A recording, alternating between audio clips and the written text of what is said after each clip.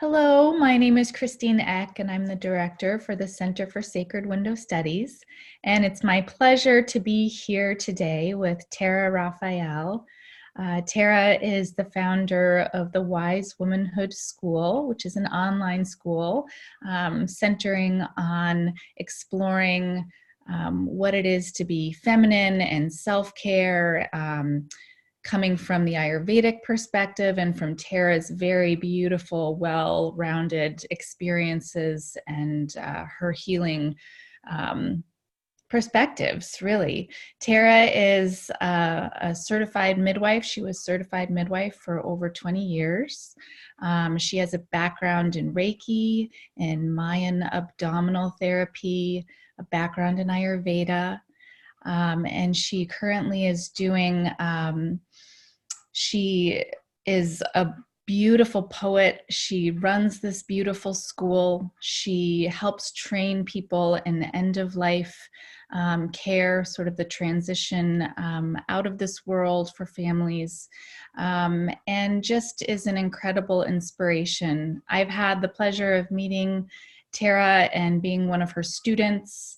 Thank you so much for being here today, Tara. I'm really glad to be here, and I'm glad to support you and your important work that you're doing with postpartum and Ayurveda. Thank you. I feel like you have such a wealth of beautiful backgrounds and experiences. It's hard to name them all. But I know that, I want to start with your beginnings and talk a little bit about what drew you to midwifery. Well, what drew me to midwifery was becoming pregnant. I just, when I found that I was pregnant, I just was curious about pregnancy, of course, like most people. And I went to the bookstore because I am a reader. I love to read. And at the bookstore, there was a flyer for informed home birth.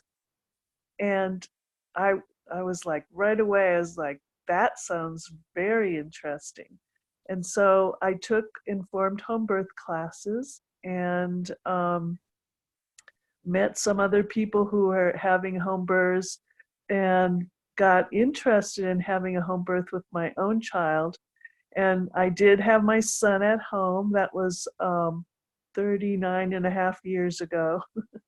And when he was born, it was just such a special experience. I mean, birth is always a special experience that a woman always remembers. But I love the way that I was in this community of my people, that I had, my friends were there. It wasn't like I was in a hospital room and there were strangers in the room I never met. I loved that intimacy, and felt so safe and secure being at home. Um, and so I decided that I wanted to become a midwife myself, and I was part of a midwifery study group at that time. And I went on to study more and apprentice, and became a midwife. And I always treasure that. I feel like that was a real archetypical thing for me to fulfill in this lifetime, because of the fact that I really see myself as a person that helps things be born, helps things to start. And I've seen it in a lot of different realms in my life. So I felt what I learned as a midwife serves me in my whole life now, whatever I'm doing. The idea that we cooperate with nature in a birth, that we don't make it happen. It's nature, Mother Nature is making this birth happen, and that we are there to support that whole process, not to create. We don't create the process, we just are supporting it. And it's an organic, it's a natural process that has been created over the millennia, that people have been giving birth, and that we can trust that process, because look at how many people there are in the world. And up until, the last years, probably most of the people in the world were still born at home or not in a hospital. So I became very involved in the Colorado Midwives Association, and we worked to get midwifery with direct entry home birth midwives recognized in our state after probably about 10 years of working at it. Um, so I feel really good about that process of midwifery, and I still find it, I have to restrain myself a little bit when I see a pregnant woman. I want to go over to her and talk to her and, say, oh, I miss feeling women's bellies with those babies inside and playing games with the babies. This thing. Oh, So, it's so special. Well, I can speak from firsthand experience that being cared for at home um, by midwives and having them come and visit me at my home and birthing my babies in my bedroom and having my very, very comfortable circle around me is something that I wish for everybody. And I will treasure that. And the connection that is developed between a birthing person and their midwife, particularly their home birth midwife, is one that is lifelong. And that role that you filled for so many women is just really a pinnacle person in their life. I feel that way. yes, there's so many seeds you can plant as a midwife that support a woman in her life as a mother, just as a woman. And I've seen it over and over. It's just, it, I miss that a lot. I don't miss the all-nighters or being on call all the time. Those things I don't miss. But yeah, that sweetness and that special thing, like a birth is like such a high energetic feeling. It's so you can just feel the spirits around you there supporting that energy, special energy of birth. And I understand why people get addicted to that birth energy. That's one reason some people do midwifery. And for me, it really inspired me because when I was at a birth, I was totally in that moment. I was not thinking about anywhere else or anything else. I was just there. And I realized that that was what meditation was. Mhm. So actually, being a midwife inspired me to get into meditation because I wanted to extend that sense of being really fully there every moment into my whole life as much as I could. I love that so much. I love that. I think it's also just so notable how much care is given to developing strong trust and communication with your your client during the whole pregnancy process, and really spending time and finding out how they're feeling in their heart, how they're feeling about everything. And it's just a much slower, more, to use an Ayurvedic term, it's a much more kaphogenic process than it is sometimes without that. Yes, that's one of the things. I also have taught midwifery classes for people who are starting out in midwifery. And that was one of the things that I always emphasized, that how midwifery was different. For instance, we would have hour-long prenatals, not 15 or 20-minute prenatals. And that because we would be with the woman, we could learn to understand her real language. I mean, we all might speak English, but how we use words and what the words mean really isn't just set in stone. It's something that happens from the personality and the experiences of each person, what those words mean. And it's something you can't learn just in a short few minutes. You have to really spend time. For instance, for some women, if they complain about something being painful, you know that it's really serious because they never complain. They're not complaining people. And Right. other women, they're very sensitive to every little thing that happens. And so when they talk about pain, it could mean a lot different of a situation. So I have compassion for people in the hospital working with women that they don't really know, because they just have to treat people kind of like this is what's normal. This is, just kind of making a template or an icon of what a birthing woman is supposed to be like. And that's the way they do it, with like how long labor is supposed to be, or how it's supposed to work, steadily this certain way, and all those kinds of concepts that they have that describe an average labor, but nobody is the average labor. So that's why home birth is so great, because you really can work with a person and see what their normal is for each one. I love that so much. It really is so synonymous with the principles behind Ayurveda, really getting to know the individual and understanding what is that person's state of balance, what is that person's normal. And then from there, you can assess what needs to be different and what we can expect. Exactly, yes. And I think that carries over into work with the postpartum, that in our culture, there just hasn't even been a model of postpartum really, except, oh, 6 weeks, you should be back to normal. Well, that's a little, again, very much just a mental picture. It's not what reality happens. And that's why having someone that's in touch with a woman throughout the postpartum time in a way where they're really looking at her is so much of a blessing. It's really, really, really heartfelt that women can have that now. And I'm only sad that it wasn't around when I was having babies. I always think, oh, that would have been so wonderful.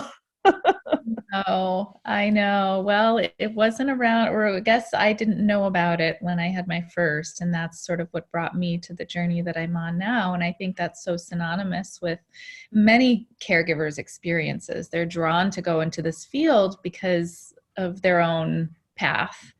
Um, I love that. Yeah, yeah. So, So, I wanted to, oh, go ahead, Tara. well, I was just going to say, and midwifery kind of led me into Ayurveda as well. Um, the first time I learned about Ayurveda, I was at a midwifery meeting in Arizona where we were organizing to create certification and accreditation for midwifery schools and so forth. And it was so hot, and I was in the swimming pool almost all the time when we could be. And someone lent me this tape on a tape player in those days, and I was listening to a talk by the famous Ayurvedic doctor. Oh no, my age is getting in my brain right now. Um, Deepak Chopra, Sure, yeah. and he was my introduction to Ayurveda. And when I heard about it, it was like an aha moment, because I had kind of explored a little bit about Chinese medicine, because I wanted a way to be able to choose wisely which therapies are good for which women. And just the shotgun approach of doing everything didn't seem right. And it was obvious that certain herbs worked better for certain women in certain situations than others. And I wanted to have some way to help guide what would work for this woman. Um, and so I started. studying Ayurveda, and it was like, oh yes, this makes total sense. Whereas for me, the Chinese medicine just didn't kind of fit in my brain somehow, but the Ayurveda felt natural. And so that's how I came into studying Ayurveda. And as I studied it, I realized that my Vata nature was being overstimulated by my midwifery lifestyle. And as I was starting to go into the kind of menopausal phase of my life, perimenopause, I realized that it was better for me to move on from midwifery just for my own health, Mm. well-being as well. So that's one reason why I moved away from midwifery and got more involved in Ayurveda. Yeah, talk a little bit about how Ayurveda sort of grew your perspective on what you already knew. Well, Ayurveda, I like to call it the language of nature. And because to me, it gives me the words to describe how nature works um, with everything. I mean, you could describe pretty much everything with Ayurvedic language if you want. And so, for instance, looking at women and understanding what their prakriti or constitution is, and then how their pregnancy is going, like what kind of doshas are coming forward as needing to be balanced or that need more support and be pushed forward more. Um, those things made a lot of sense. And in fact, I did teach at one time a class on Ayurveda for midwives, and I'm thinking to revive that because I think it's a natural kind of system that midwifery could really use. Mm. And of course, that would help promote the postpartum care for people as well if more midwives understood Ayurveda. Right, right. Yeah, Yeah, it's such the more I understand Ayurveda, the more I've worked with it, it is such a universal nature's explanation of what's without and what's within and how it's all reflective of one another. And when we can understand just the simple qualities that are present in life and we can observe what ratio of qualities are happening and how that can be adjusted, it's it's such a universal philosophy of the whole thing that is so beautiful and is so applicable to anyone at any time anywhere. right. And again, it's like midwifery in that it's cooperating with nature. It's not like saying this is the way it's going to be and then pounding something in. It's like looking how nature is going and saying, oh, well, there's a little too much of this going on. Let's build up the other, reduce that a little bit. So to me, it's more cooperative, perhaps would be a word, cooperating with nature rather than trying to rule over nature or be in charge of it. I love that. I love that. Everything works better when we cooperate. Yeah, definitely. So, Tara, when I met you, I mentioned to you earlier, I was lucky enough to be one of your students in your Ayurveda for, I can't remember the full title, but it was talking about, preconception and pregnancy and birth and postpartum. It was this beautiful journey through the spectrum of the childbearing year. And and at that time, you were offering that through the Sacred Window School, the original Sacred Window School, led by Yesha Oakes, and who was also, a mentor of mine. And a beloved teacher to so many of us that are working in this field. And I would love to know a little bit about how you two connected with each other. Well, we connected through the Ayurvedic school that I was attending, Rocky Mountain Institute for Yoga and Ayurveda, which isn't around anymore. But yeah, Isha and I were both there taking some classes as well as starting to do some teaching things.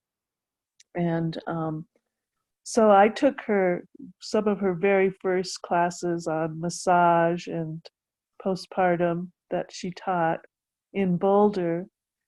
And she, of course, was wanting my feedback as a midwife about different things. And we became friends, I would say, as much as colleagues. And then she moved away. When she moved to New Mexico, um, we didn't get to connect quite as much, but we were always in touch in that we were on the same wavelength, I think. And she always supported my work, and I always supported hers. And she asked me to teach for her, and I was so happy to, because I've been teaching at a couple of other Ayurveda schools as well. So um, it was easy for me to teach that class and put it together. And it's just something I love teaching about, the childbearing years and about fertility and menstruation and menstrual health. And those topics are on my fingertips, on the tip of my tongue, because I've been around them so much.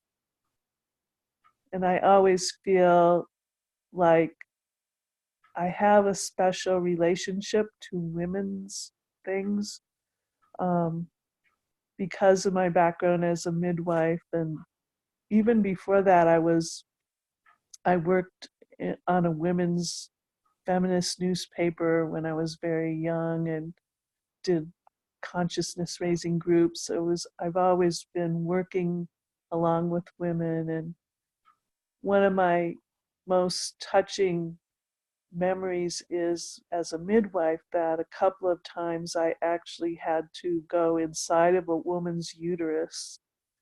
And to me, that was like going into the temple, like the most initiated place. And I feel that that somehow has blessed me and marked me to really share with women as much as I can. Oh, it's so powerful. So powerful. Yeah, it's very clear that you were given these gifts as a resource and benefit to the rest of us to learn from. And I am so happy to see the expansion of your teachings through the Wise Womanhood School. And I wonder if you'd talk a little bit about what you're doing with the school, what types of teachings you're offering and for whom. And it would be wonderful to hear some about that. Great. Yes. Well, as I'm entering into my elder years, I wanted to be sure that I had a way that I was passing on what I knew, what I've learned. And I do that through writing, but also I thought classes I love to teach. In fact, if anyone ever wants me to teach, they should contact me. I would love to teach for them. But um, at the Wise Womanhood School, I have classes mostly right now that are pre-recorded, so they're on demand, which is very convenient for people nowadays to take classes that they can watch whenever they want. Um, and I have classes both for people who are kind of new to Ayurveda. I have a series of um, 5 classes that kind of give all the basics for self-care with Ayurveda. And then I also have classes for professional members of NAMA to get PACE credits. I think I have 4 classes that offer credits that are pre-approved through the PACE program. And they're all on women's health. One is on postpartum, one is on fertility, and then there's a whole series that is similar to the one you took, but of course, over the years, it's gotten bigger and bigger. And it's got a class on fertility for both men and women, a class on pregnancy, and then pregnancy concerns, and then also, um, of course, labor and birth, and then postpartum. So it's includes Ayurveda and midwifery wisdom. So that's kind of one of my keynote classes. There's also a class on optimal menstrual health, because of course that's what you need before you get into the fertility, hopefully. And I'm developing, I have also some classes on menopause for women who are entering into those years, into their 40s. That it's, but although it's good for all women to learn about menopause, because what you learn when you learn it, it prepares you so that by the time you get to menopause, it can be smoother. But Right. basically, what I found is that using Ayurveda I used it for probably about 10 years before I was in menopause, 10 or 15 years, and that really helped smooth the process for me. Um, so I highly recommend Ayurveda to help prepare for menopause, and give some teachings online about that. There are also some classes, because we want to talk about not just the body, the mind and the spirit. There's some classes a friend has made about these inner journeys that you can do to, for instance, about forgiveness, or there's one about the looking at the dark side, the shadow side of yourself, and how that operates, and so forth. So these are kind of like healing journeys that you do.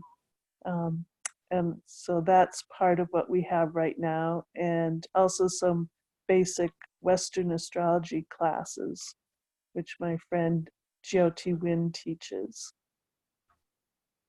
Such a beautiful spectrum of information and classes in your school, and it's all online and students can access it from anywhere, correct? Right, yeah, That's great. exactly. That's great. It's so lovely to It's be easy. able to do that. Mm-hmm. Yeah. Like I said, I try and add classes. Like I added one on uterine prolapse, which is something that is not uncommon for older women to deal with, and natural remedies to help to nip that in the bud before they have to have surgery. Um, there's one on sexuality as well. So I'm hoping, like I said, I really feel drawn to kind of bringing together my midwifery and my Ayurveda again, and teach that class on Ayurveda for midwives on my website as well. That's amazing, Tara. I'm so impressed with everything that you have done and everything that you've contributed to all of these different fields, but ultimately just supporting women's health in the ways that you have. And we definitely are going to be announcing new classes that you have on our website, on our newsletters. And it's just been a pleasure to learn from you, a pleasure to be in this wide field with you. And thank you so much for talking with me today. Oh, my pleasure. It's nice to share what we can with each other. That's, again, that cooperation is the way of nature, really. It is. Thank you again, Tara. You're welcome.